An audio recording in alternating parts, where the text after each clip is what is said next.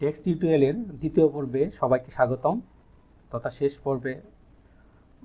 আজকে আমরা দেখব স্পেশাল সিম্বল কীভাবে ড্র করতে হয়।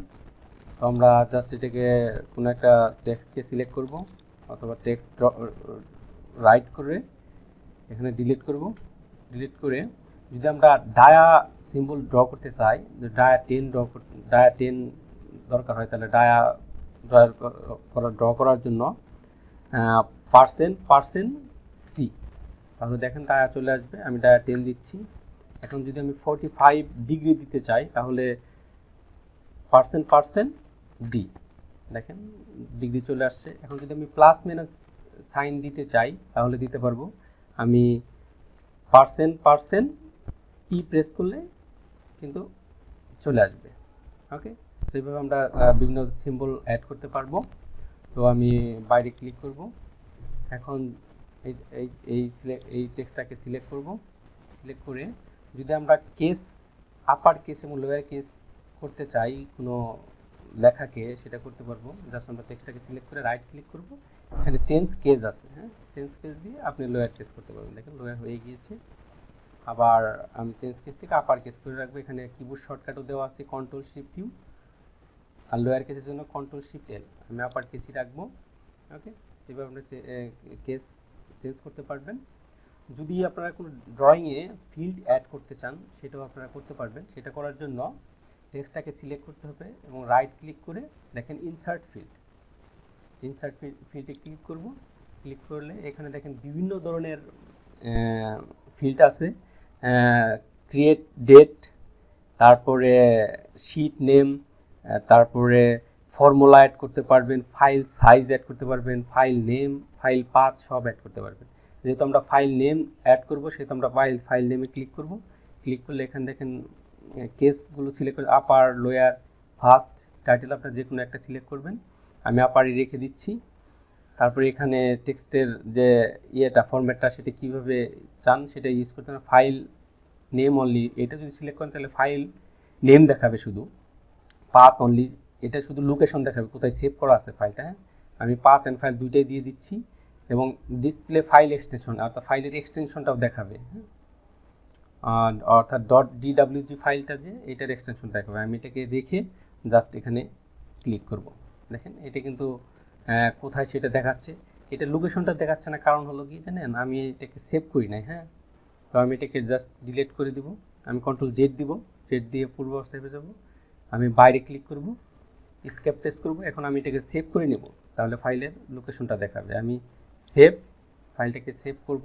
ধরেন আমি ডেস্কটপে সেভ করলাম, ড্রয়িং না আমি সেভ করে রাখছি, আমি সেভ দিয়ে দিচ্ছি। এখন এই লেখাটাকে জাস্ট ক্লিক করব, ক্লিক করে সিলেক্ট করে রাইট ক্লিক করব, ইনসার্ট ফিল্ড এবং file name, upper case, path and file, display file extension দিয়ে ওকে দিয়ে দেবো। দেখেন এখানে কিন্তু আমাদের ইয়েটা দেখাচ্ছে, অর্থাৎ কোথায় সেভ করা আছে। দেখেন এটা ডেস্কটপে দেওয়া রেখেছি, ড্রয়িংটা ডেস্কটপে দেওয়া আছে এবং ফাইল নেমটা কি drawing1.dwg, আর এটা কি ফাইল এক্সটেনশন। তো আমরা এইভাবে ফিল্ড ইনসার্ট করতে পারবো। আমি আরেকটা দেখাচ্ছি। আমি এটাকে জাস্ট ক্লিক করলে এটাকে মুছে দিব। এখন যদি আমি কারেন্ট ডেট ফিল্ড হিসেবে ইউজ করতে চাই সেটা করতে পারবো। আমরা কিছু টেক্সটের পরে কিন্তু অ্যাড করতে পারবো। দেখেন আমি ক্রিয়েটেড লিখেছি, এখানে যদি আমরা ডেটটা দিতে চাই অর্থাৎ কবে ডেটটা এটা ক্রিয়েট করা হয়েছে সেটা দিতে আমরা রাইট ক্লিক করব, ইনসার্ট ফিল্ড এবং এটাতে ক্রিয়েট ডেট। দেখেন এখানে ক্রিয়েট ডেট, আপনি যে কোনো একটা ফরম্যাট সিলেক্ট করে দিতে পারেন। আমি এটা অক্টোবর 22, 2024 রেখে দিচ্ছি, রেখে জাস্ট ক্লিক করে দেবো। দেখেন এটা বাইরে ক্লিক করব, এখানে এটা কিন্তু কারেন্ট ডেটটা কিন্তু চলে আসছে। তো আপনারা প্রয়োজনীয় যে কোনো ফিল্ড ইউজ করতে পারবেন। ওকে, তো আমি এন্টার প্রেস করব বের হতে। আমি এটাকে মুছে দিব, সিলেক্ট করে জাস্ট ডিলিট প্রেস করব। এখন হলো এম টেক্সট অর্থাৎ মাল্টি লাইন টেক্সট। এখানে ড্রপ ডাউন থেকে এম টেক্সট নিব অথবা কিবোর্ড শর্টকাট হলো MT enter. Click on M text write করার জন্য আমাদের প্রথমে এরিয়াটা সিলেক্ট করে দিতে হবে। ওকে, তো আমি এখান থেকে জাস্ট এই পর্যন্ত এরিয়াটা সিলেক্ট করে দিলাম।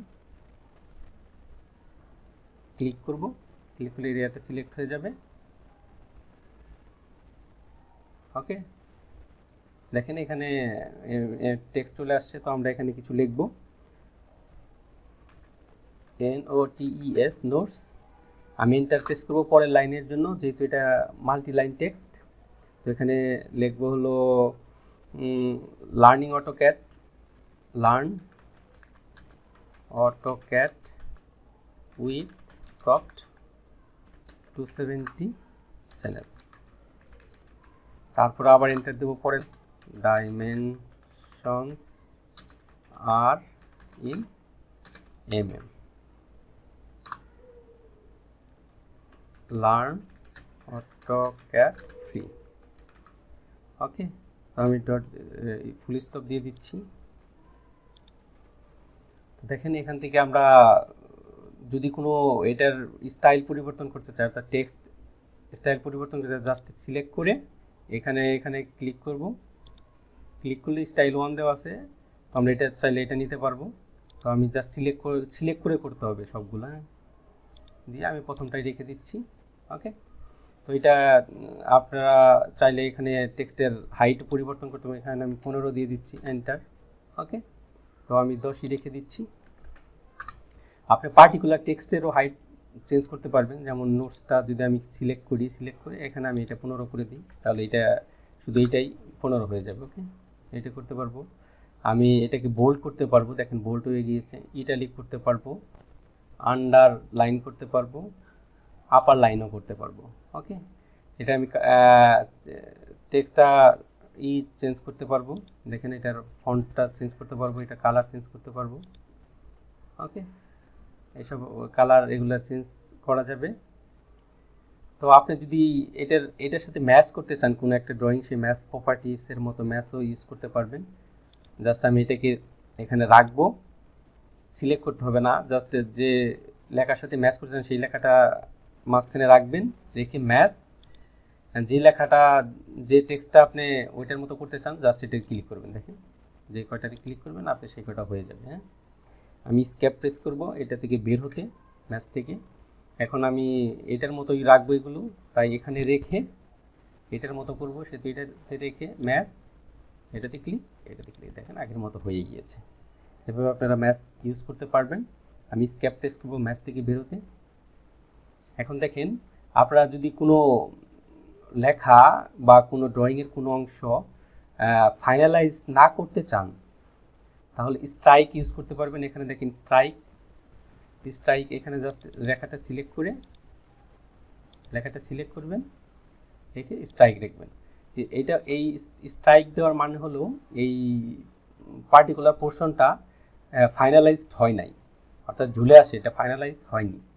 ওকে, তো আমি এখানে স্কোয়ার এবং আন্ডার স্কোয়ার ইউজ করতে পারবো। ধরেন আমি x2 লিখলাম, লিখে এইটারে জাস্ট যেটাকে আমরা স্কোয়ার এবং আন্ডার স্কোয়ার করতে চাই সেটাকে সিলেক্ট করে দেখেন এটা পোর্শনটা কিন্তু এখন এটাকে স্কোয়ার দিতে পারবো, এটাকে আন্ডার স্কোয়ার দিতে পারবো। ওকে, তো আমি স্কোয়ার রেখে দিচ্ছি, এভাবে আমরা ইউজ করতে পারবো। এখন আমরা যদি এই পোর্শনটাকে কেস চেঞ্জ করতে পারবো, এখান থেকে এখানে লোয়ার কেস করতে পারবো, আপার কেস করতে পারবো।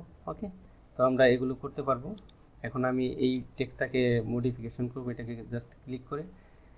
সিঙ্গেল লাইন টেক্সট এবং মাল্টি লাইন টেক্সটের মধ্যে মাল্টি লাইন টেক্সটের একটা বেনিফিট হলো আপনি একটা ইউজেবল টুলবার পেয়ে যাবেন। হ্যাঁ, যেটার মাধ্যমে আপনি সহজেই এগুলো ম্যানিপুলেট করতে পারবেন প্রপার্টিসগুলো, এটা একটা সুবিধা। ওকে, আমি জাস্ট এটাকে সিলেক্ট করে ফরম্যাটে গিয়ে এখানে দেখেন হলো অবলিক অ্যাঙ্গেল দেওয়া আছে, এটাকে আমি যদি 45 করে দিই, দেখেন এন্টার, তাহলে 45 হয়ে যাবে। আমি 0 রেখে দিচ্ছি, এন্টার। আর একটা অক্ষর থেকে আরেকটা অক্ষর স্পেস যদি বাড়াতে চান, এখানে 2 দিলে এখন বেড়ে যাবে। আবার যদি 0.5 দেন তাহলে কমে যাবে। আমি 1 রেখে দিচ্ছি। ওকে, আর এটা হলো একটা টেক্সট থেকে আরেকটা টেক্সটের দূরত্ব, অর্থাৎ উইথ ফ্যাক্টর। ওকে, এটা যদি আপনি 0.5 দেন তাহলে কিন্তু দেখেন এটা কম্প্রেসড হয়ে যাবে, আর যদি 2 দেন তাহলে এটা স্ট্রেচ হয়ে যাবে। ওকে, আমি 1 রেখে দিচ্ছি, 1 রেখে এন্টার প্রেস করব। এইভাবে আপনারা পরিবর্তন করতে পারবেন। এখানে আপনারা বুলেটস এবং নাম্বারিং প্যারাগ্রাফ সেকশনে বুলেটস এবং নাম্বারিং ইউজ করতে পারবেন। জাস্ট এটাকে যেগুলোকে করতে চান বুলেট এবং নাম্বারিং সিলেক্ট করে এখানে ড্রপডাউন থেকে দেখেন আপনারা নাম্বারে ইউজ করলে নাম্বার দিতে পারবেন। ওকে, দেখেন এখানে নাম্বার দিলে নাম্বার চলে আসবে, বুলেটস দিলে বুলেটস চলে আসবে, এবং লেটার ইউজ করতে পারবেন। এখানে লেটারে গিয়ে আপার লেটার ইউজ করতে পারবেন অথবা লোয়ার লেটার ইউজ করতে পারবেন। ওকে, তো আমি এটা অফ করে দিচ্ছি। এটা স্পেসটাও, লাইনের স্পেসটাও আপনি গ্যাপটাকে একটা লাইন থেকে আরেকটা লাইনের স্পেস গ্যাপটাও বাড়াতে পারবেন। দেখেন আমি 2x দিলে 2 গুণ বেড়ে যাবে, 1.5x এভাবে আপনারা চেঞ্জ করতে পারবেন আপনাদের ইচ্ছে মতো। ওকে, আর এখান থেকে আপনারা জাস্টিফাই করতে পারবেন টেক্সটগুলোকে। আপনি যদি লেফট সাইডে রাখেন আবার মিডিলে রাখতে পারবেন টেক্সটগুলোকে, রাইট সাইড থেকে শুরু করতে পারবেন এবং দুই দিকে থেকে সমান করে রাখতে পারবেন। আমি লেফট সাইডে রেখে দিচ্ছি। এভাবে প্যারাগ্রাফ থেকে আপনি এগুলো চেঞ্জ করতে পারবেন। তারপরে আপনারা সিম্বল অ্যাড করতে পারবেন। ওকে, আমি যদি এখানে কার্সর থাকে এখানে সিম্বল অ্যাড করব। হ্যাঁ, আমি এখানে দেখেন আমি যদি ওহম সিম্বল রাখতে চাই তাহলে এটাকে ওহমে ক্লিক করব। দেখেন ওহম এর সিম্বলটা চলে আসছে। তো আমি যদি ইকুয়াল প্লাস মাইনাস যদি ইউজ করতে চাই সেটাও করতে পারবো, অথবা আমি যদি আদার্স কোনো কিছু চাই তাহলে আদার্সে ক্লিক করব। ক্লিক করলে দেখেন এই উইন্ডোটা চলে আসবে। এখানে আমি উইন্ডিং অ্যাড করব। উইন্ডিংস থেকে এখানে ধরেন আমি টেলিফোন সিম্বল অ্যাড করব। টেলিফোনে ক্লিক করব, ক্লিক করে সিলেক্ট করব। সিলেক্ট করে এখান থেকে কপি করে এখানে কার্সরটা রেখে রাইট ক্লিক করে জাস্ট পেস্ট করে দেব। দেখেন এটা কিন্তু অ্যাড হয়ে যাবে। ওকে, তো এইভাবে আপনারা সিম্বল অ্যাড করতে পারবেন। ফিল তো আমি পূর্বেই দেখিয়েছি। আর স্পিল চেক, অর্থাৎ কোনো গ্রামাটিক্যাল মিস্টেক আছে কিনা সেটা এটা চেক করবে। যেমন ধরেন এখানে আর এর জায়গায় যদি আমি আরেকটা দেই তাহলে এটা রেড মার্ক তারা বোঝাচ্ছে এটার স্পিলটা ভুল আছে। হ্যাঁ, স্পেলিংটা ভুল আছে। হ্যাঁ, তো এটা রাইট করার জন্য আপনাদের জাস্ট রাইট ক্লিক করতে হবে। রাইট ক্লিক করলে যে কোনো, অর্থাৎ এর সাথে যে রিলেটেড যে ওয়ার্ডগুলো সেগুলো চলে আসবে। আমি আর দিয়ে দিচ্ছি। দেখেন, আর এটা যদি আমি আনটিক করে দিই, অর্থাৎ তাহলে এখানে দেখেন যদি আমি দেই তারপরে কিন্তু এখানে আন্ডারলাইন দিয়ে দেখাবে না, তার মানে স্পিলটা অফ আছে। আর যদি আমি এখানে অন করে দিই তাহলে দেখেন এখানে দেখাচ্ছে যে স্পিল চেক হচ্ছে আর কি।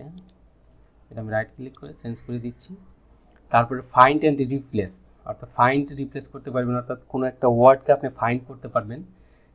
ধরেন অনেকগুলো লেখা থাকলে তখন আপনি যে কোনো একটা পার্টিকুলার ওয়ার্ডকে এখানে ফাইন্ড করতে পারবেন। এখানে ক্লিক করবেন, ক্লিক করে আমি এখান থেকে নিচে নামিয়ে দেখাচ্ছি। এখানে ধরেন আমি লার্নটা খুঁজবো। হ্যাঁ, LEARN, লার্ন, তাহলে ফাইন্ড নেক্সট। দেখেন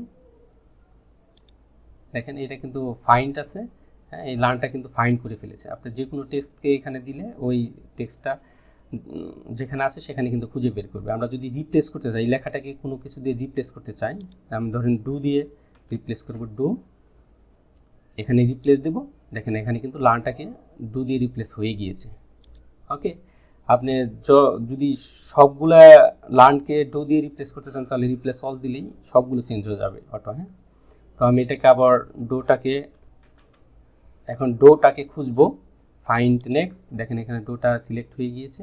আমি রিপ্লেস করব লার্ন দিয়ে, LEARN, লার্ন দিয়ে এখানে রিপ্লেস করে দেব। রিপ্লেস, দেখেন লার্নটা কিন্তু রিপ্লেস হয়ে গিয়েছে। এইভাবে আপনারা টেক্সটগুলোর ফাইন্ড এবং রিপ্লেস করতে পারবেন। আমি ক্লোজ করে দিচ্ছি। তারপরে হলো রোলার, অর্থাৎ এই যে রোলারটা, এটা যদি আমি ক্লিক করি তাহলে দেখেন রোলারটা চলে গিয়েছে। আবার ওই ব্লু মার্ক দ্বারা বোঝাচ্ছে এটা অন আছে। হ্যাঁ, তো আমি দেখেন এটা জুম আউট করলে এটা দেখাচ্ছে অন আছে। হ্যাঁ, আবার আপনি যদি ধরেন এখানে কিছু অ্যাড করবেন, অটোক্যাড লিখলাম। হ্যাঁ, এখানে দেখেন আপনি আনডু করতে পারবেন। দেখেন আনডু, আবার রিডু, এগুলো করতে পারবেন। যদি আপনি সবগুলো আপনার টেক্সট রাইট করা হয়ে যায় তখন আপনি ক্লোজ টেক্সট এডিটরে দিয়ে দিবেন, এগুলো ক্লোজ হয়ে যাবে। হ্যাঁ, দেখেন আমি জুম আউট করে নিচ্ছি। আবার যদি আপনি এগুলো এডিট করতে চান, জাস্ট এটা টেক্সটের উপরে কার্সরটাকে রাখবেন, যখন হাইলাইটস হবে ডাবল ক্লিক করবেন। ক্লিক করলে দেখেন এই মেনু বারটা কিন্তু আবার চলে আসছে, অর্থাৎ টুল বারটা আবার চলে আসছে। আপনি ইচ্ছা মতো চেক করতে পারবেন। আজকে এই পর্যন্তই। আশা করছি এই পর্ব 1 এবং 2 টেক্সট টিউটোরিয়ালে দেখলে আপনাদের পূর্ণাঙ্গ একটা ধারণা চলে আসবে। আপনারা যদি কেউ টেক্সটের প্রথম পর্বটা মিস করেন তাহলে দেখে আসবেন, তাহলে আপনাদের বোঝার জন্য সুবিধা হবে। সবাইকে ধন্যবাদ এবং সবাইকে চ্যানেল সাবস্ক্রাইব করার জন্য অনুরোধ রইল এবং লাইক কমেন্টস করতে পারেন এবং নোটিফিকেশন পাওয়ার জন্য বেল আইকনটা প্রেস করে রাখতে পারেন।